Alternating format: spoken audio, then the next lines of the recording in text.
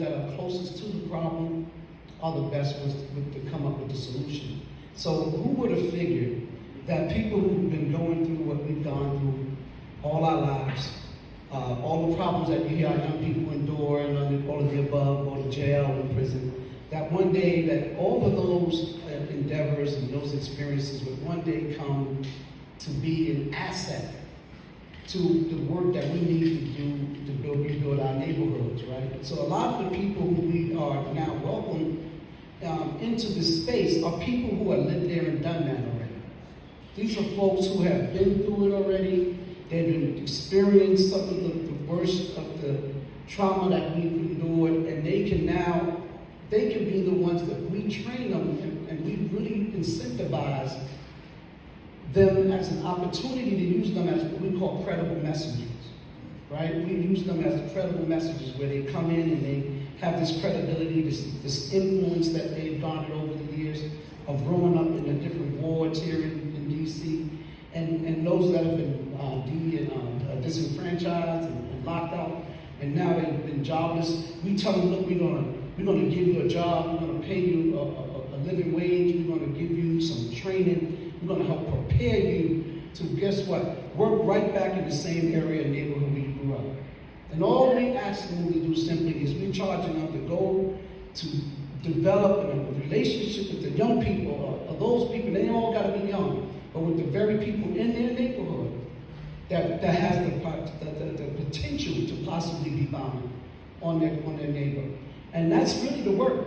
It's not rocket science. These folks have been there all the while. They've been unused goods. They've been sitting under our nose. We've been looking for the hills for our mercy, versus they have been already in amongst us. These are our sons and our daughters. These are our children. These are our grandchildren. And these are the ones who we now have an opportunity to welcome into this space and give them some pride, and the pride that they have for their cities and for their neighborhoods, to help us keep it safe and to help keep us healthy.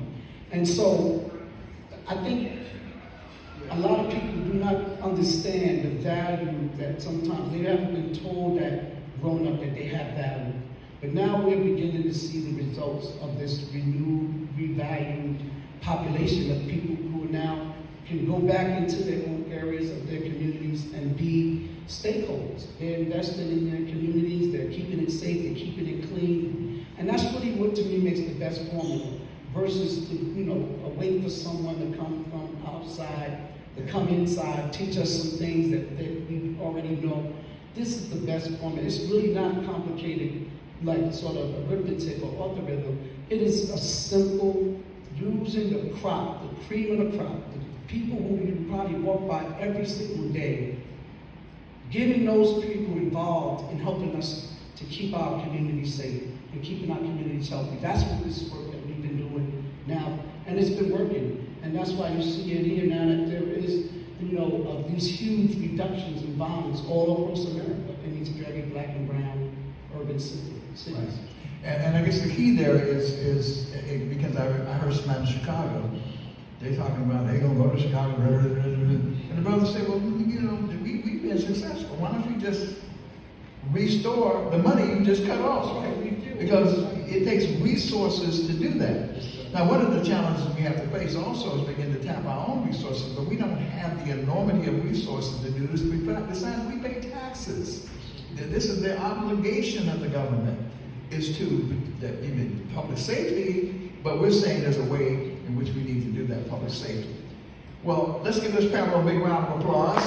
I also want to just introduce the new executive director for the Alliance. Just give a shout out. Terrence Daly, who is our new executive director of the Alliance of Consumers. Will you stand, Terrence? Extraordinary young brother. My last statement is that we have a component called the Sankofa Elders Council, where we are tapping the elders to be able to become resource bases to some of the departments in the District of Columbia. We're advising them on policies, procedures, how to train staff to be able not to forget the elders aspects of foundation.